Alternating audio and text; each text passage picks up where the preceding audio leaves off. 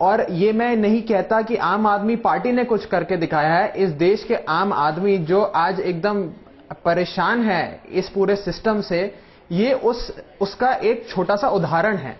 तो ये देश की जो जनता है उसमें ये ऊर्जा पैदा हो रही है और ये चेतना जग रही है। तो राघव जी, आप मानते हैं कि कहीं ना कहीं पार्टी ने कुछ करके दिखाया? आप मान रहे हैं कि चाहे अरविंद केजरीवाल की बात करें व्यक्तिगत तौर पर या आपकी बात करें, आप लोग आज राजनीति की दिशा और दशा निर्धारित करते हुए दिखाई दे रहे हैं। क्या आप ये बात मानते हैं?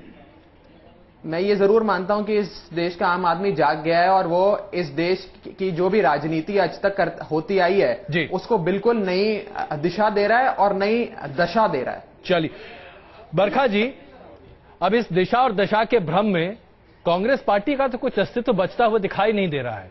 आप आगे बढ़ रही है, बीजेपी उसका रिएक्शन अपनी तरीके से दिख रही है, हालांकि समित जी इससे सहमत न होंगे, लेकिन कांग्रेस जो कि एक जमाने में गांधी टोपी लगाकर तमाम कांग्रेसी नेता दिखाई देते थे, अब क्या करेंगे आप लोग? पगड़ पहनेंगे?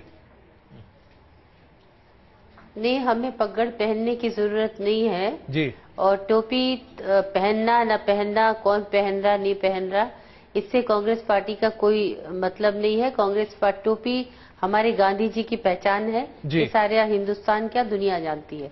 तो हमें टोपी या पगड़ पहनने की आवश्यकता नहीं, मैं नहीं समझती हूँ कि कोई जरूरत है।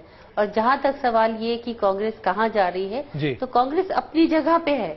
कांग्रेस एक संगठन है, कांग्रेस एक बहुत बड़ी संस्था है। कांग्रेस आज की पार्टी नहीं है। नहीं, लेकिन इसमें कोई नई पार्टी नहीं बरखा जी, लेकिन बात आज ये है कि जिस तरीके से भ्रष्टाचार और तमाम अन्य मुद्दों पर आपके नेता आगे आते हुए दिखाई दे रहे हैं, राहुल गांधी भी कुछ वैसी ही भाषा बोलते हुए दिखाई दे रहे हैं। ये भाषा की तब्दीली बहुत कुछ संकेत दे रही है।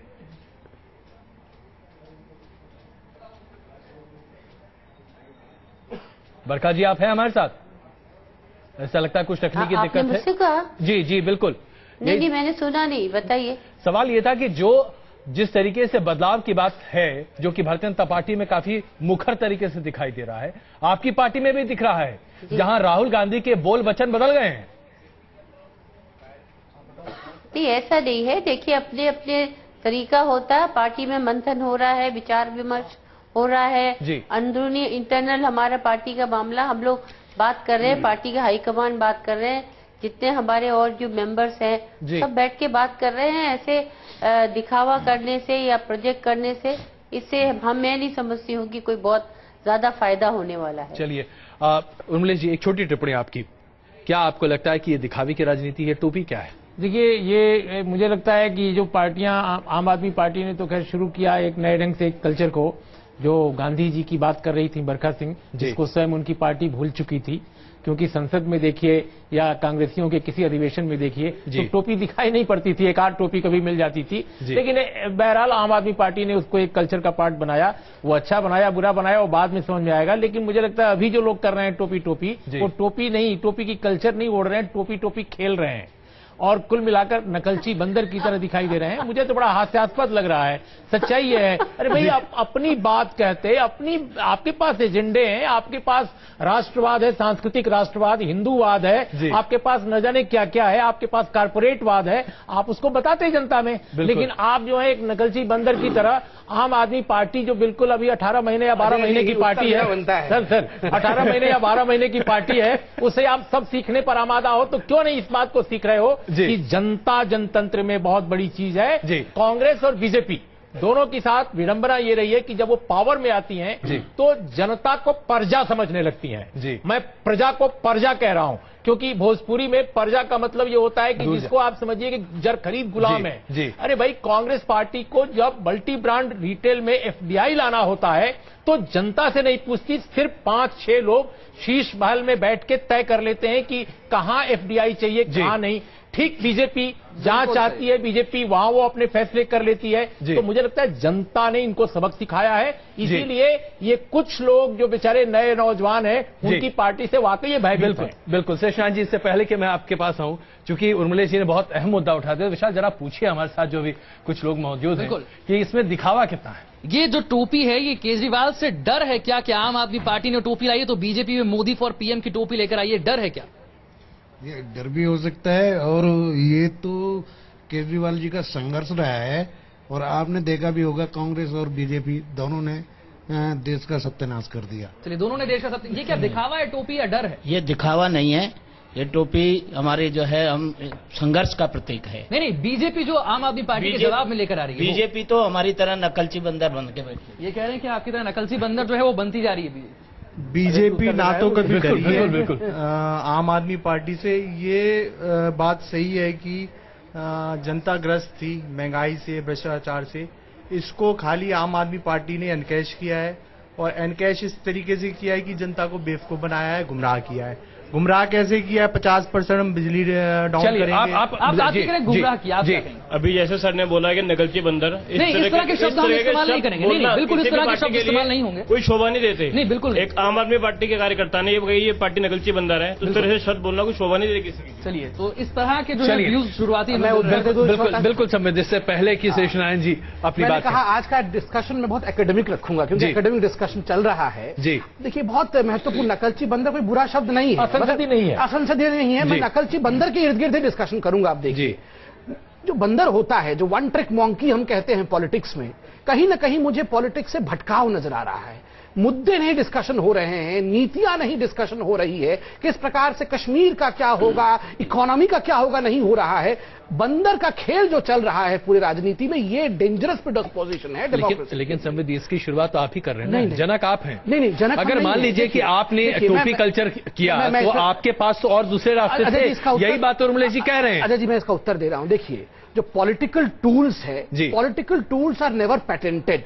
पोस्टर, होर्डिंग, पैम्पलेट, टोपी, गांधी कोट, ये पॉलिटिकल टूल्स हैं एक आइडिया को जनता तक लेने के लिए, और ये पॉलिटिकल कल्चर है कि ये पेटेंटेड नहीं होते हैं। अगर मैं पैम्पलेट बांट रहा हूं 10 वर्ष से, और आम आदमी पार्टी 1 साल पहले बनी है, तो वो क्यों पोस्टर लगा रही है, वो क्यों फोटो लगा के होर्डिंग लगा रही है? मैं कहूंगा ये तो बीजेपी ने शुरू किया था, इन्होंने नकल कर लिया है। तो ये वहां नकल नहीं होता है, और ऐसा भी नहीं है कि भारतीय जनता पार्टी, कांग्रेस या अन्य नेतागण टोपी नहीं पहनते। लेकिन यहाँ पर परसेप्शन मैटर करता है। ये परसेप्शन, इस परसेप्शन की लड़ाई में आप हारते दिख रहे हैं। नहीं, परसेप्शन की लड़ाई में हारते नहीं दिख रहे हैं। प्रतीकों के इर्द गिर्द कहीं ना कहीं डिबेट डिस्कस हो रहा है। बरखा जी कुछ कहना चाह रही। जी बरखा जी बताइए।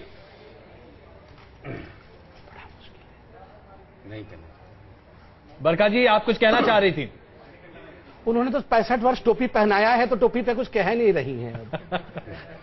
लगता है बरखा जी तक ठीक से आवाज जा नहीं रही। जी आप बरखा जी बताइए। देखिए, बहुत संगीन आरोप लगा दिया इन्होंने आपके ऊपर। चुपके से लगा दिया है। अब इनके पास आरोपों के अलावा है क्या? अपना छत्तीसगढ़ देख लें, अपना कर्नाटक देख लें। ये आरोप तो हम ही हैं, आप बताइए। तो भूल गई लगता है छत्तीसगढ़ में हमारी सरकार चल रही है, जीत के आई है अभी, फिर से हैट्रिक हो गया है हमारा छत्तीसगढ़ में। हाँ, तो वहाँ पे और मध्य प्रदेश, ये सब चीजें आप देख लीजिए। जिनके अपने घर शीशे के होते हैं, वो दूसरों पे पत्थर नहीं फेंका करते। अच्छा, शेषनारायण जी, आजकल जुमले बहुत स्ट्रांग होते जा रहे हैं। आपकी क्या टिप्पणी, क्या वाकई में भारतीय जनता पार्टी आज डरी हुई दिख रही है? नहीं, भारतीय जनता पार्टी को आदत हो गई है, एजेंडा ये फिक्स करते हैं। अभी संबित ने कहा ना, कश्मीर पे बात करो। भाई कश्मीर पे क्यों करें? जो हमारा मन कहेगा उस पर बात करेंगे। तो बीजेपी ने अब तक, अच्छा दुर्भाग्य ये है देश का, और इनका सौभाग्य है कि कांग्रेस में थिंकिंग माइंड्स जो हैं वो सब सर झुका के जाते हैं माननीय राहुल गांधी के दरबार में। तो वो एजेंडा जो ये फिक्स करते हैं उस पर वो रिएक्ट करने लगते हैं। भ्रष्टाचार है, कॉमनवेल्थ गेम में भ्रष्टाचार है, जब तक इन्होंने जुलूस नहीं निकाला, टीवी चैनलों ने हल्ला नहीं किया, उन्होंने उस पर एक्शन नहीं लिया, 2G में नहीं लिया, तो इनकी एजेंडा फिक्स करने की आदत पड़ गई है। अब पहली बार ये हो रहा है कि वो टोपीधारी मफलर पहने हुए पहलवान जो है वो एजेंडा फिक्स कर रहा है बेचारे। और हद तो तब हो गई कि मतलब आप जुलूस करिए, नारे लगाइए, सब आपका है। और टोपी, ये अलग बात है कि टोपी, सब पीली टोपी जनसंघ के टाइम में पहनते थे। डॉक्टर जोशी को मैंने 67 में पहली बार टोपी पहना ये देखा था, लेकिन बीच में छूट गया था, कांग्रेसियों ने इन्होंने छोड़ दिया। आज जब ये टोपी पहन के वहां पे अभिनय करते दिखे तो हास्यास्पद नहीं थे, ये एकदम लगता था किसी भारी प्रहसन का एक सिटकॉम दिख रहा है। बिल्कुल। तो उसमें एजेंडा फिक्स कर रहा है वो अरविंद केजरीवाल और उसकी पार्टी, और इनकी मजबूरी है कि ये रिएक्ट करें, इस पर रिएक्ट कर रहे हैं। और ये इस देश की राजनीति में अकेला सिल्वर लाइनिंग है, वरना सब कुछ तो बिगड़ चुका ही है। बिल्कुल। तो ऐसा नहीं है कि भारतीय जनता पार्टी अकेले आज आप द्वारा सेट किए गए एजेंडे पर प्रतिक्रिया अपनी देती हुई नजर आ रही है। अगर आप कांग्रेस की तरफ देखें तो वहां कुछ ज्यादा ही घबराहट दिखाई दे रही है। ऐसा लगता है जैसे कि पूरे के पूरे कांग्रेस महकमे में वरिष्ठ से वरिष्ठ नेता को सांप सूंघ गया है। किसी को कुछ समझ में नहीं आ रहा कि क्या करें और क्या ना करें। कभी राहुल गांधी आते हैं और उसके बाद पर्चा फाड़ देते हैं और कहते हैं कि भाई इस ऑर्डिनेंस को डंप कर दो। कभी राहुल गांधी आते हैं और उसके बाद कहते हैं कि नहीं, जो महाराष्ट्र में हो रहा है बिल्कुल गलत है, भ्रष्टाचार के खिलाफ सरकार को ठोस कदम उठाने चाहिए। यह बात अलग है कि उनकी पार्टी उनकी बात नहीं सुनती है। और उससे भी ज्यादा राहुल गांधी यहां तक कह बैठते हैं कि हमें तो अब सीखना चाहिए कि अरविंद केजरीवाल और उनकी पार्टी दरअसल किस बात का प्रतिनिधित्व करती दिख रही है। हमें देखना चाहिए कि जनता दरअसल क्या चाहती है, जिसका प्रतिबिंबित करना आप ज्यादा बेहतर तरीके से जानती है।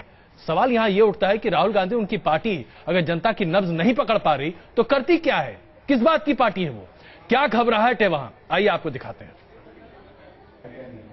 दिल्ली में कांग्रेस को धूल चटाने के बाद आपने संसद में भी दो हाथ करने की तैयारी तेज कर दी है। इसके लिए आपने सबसे पहले राहुल गांधी की अमेठी सीट पर अपनी निगाहें गड़ा दी। आम आदमी पार्टी ने ऐलान किया कि वो राहुल गांधी के खिलाफ कुमार विश्वास को मैदान में उतारेगी। जाहिर है इसके बाद कांग्रेस की धड़कनें ऐसी बढ़ी कि खुद प्रियंका को भाई के लिए मोर्चा संभालने उतरना पड़ा। समय समय पर वे कार्यकर्ताओं से चर्चा करती रही हैं।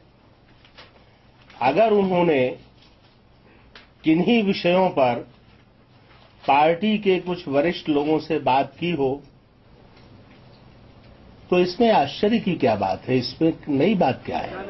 कांग्रेस में आपका खौफ इस कदर समाया हुआ है कि वो फिलहाल राहुल गांधी को पीएम पद का उम्मीदवार घोषित करने से भी डरती नजर आ रही है।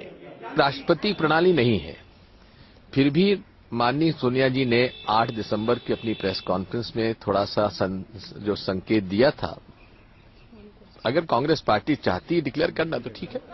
लेकिन पार्टी में आपसे निपटने के लिए आक्रामक रणनीति बनाने का काम भी तेज हो गया है। दिल्ली में कांग्रेस कोर ग्रुप की बैठक में 10 स्क्रीनिंग कमेटी बनाने का ऐलान किया गया, जिसकी जिम्मेदारी 6 मंत्रियों को सुपुर्द की गई है। बैठक में यह भी तय हुआ कि लटके हुए बिलों को जल्द से जल्द पास किया जाएगा। साथ ही बैठक में मौजूद राहुल गांधी ने ऐलान किया कि लोकसभा चुनाव के लिए टिकटों के बंटवारे पर एक बार फिर से विचार किया जाएगा। टिकट का जो डिसीजन है उसको हम एक नई प्रोसेस से, नई तरीके से कर रहे हैं। काफी दिनों से चर्चा हो रही है हमारी पार्टी में अलग अलग स्टेट्स की।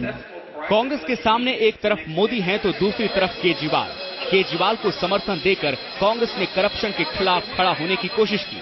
राहुल गांधी ने भी भ्रष्टाचार को लेकर मुहिम छेड़ने की कोशिश की, लेकिन सरकार का पिछले 10 सालों का रिकॉर्ड उसका पीछा कैसे छोड़ेगा। इसके लिए कांग्रेस को भी कोई रास्ता फिलहाल सूझ नहीं रहा।